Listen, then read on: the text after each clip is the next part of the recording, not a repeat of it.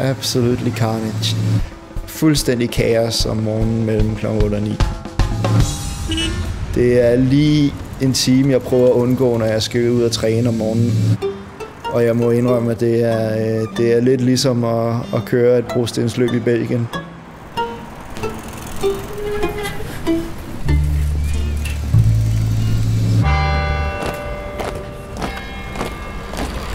Det er en hyggelig tur at køre igennem de forskellige bydele og lige få gang i kroppen og på den måde være en del af bybilledet hver dag.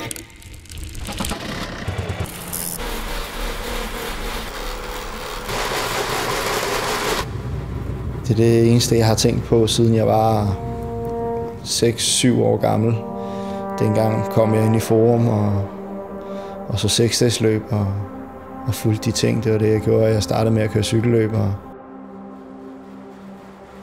Jamen, det er det første, du planlægger, når du står op om morgenen.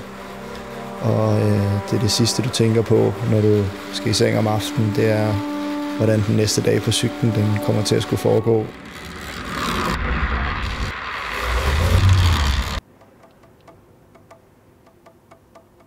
Jeg er jo først og fremmest banerytter og kører 6-dagsløb.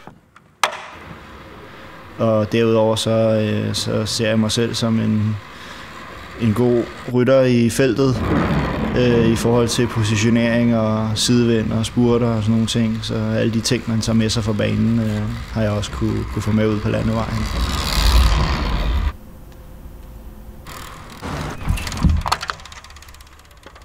Bybilledet i København er med cykler. At det at køre rundt på cyklen har gjort både cyklen og den måde, man klæder sig på, til en del af en mode i København.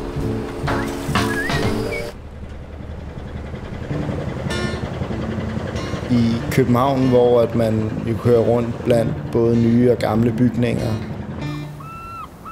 som er meget beundringsværdige, jamen der er det også tydeligt, at så er det gamle cykler, der passer ind i bybilledet.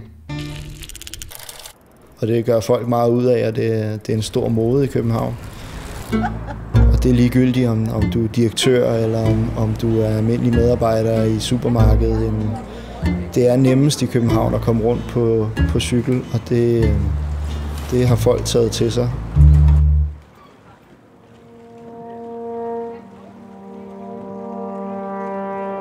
København er helt klart mit hjem. Det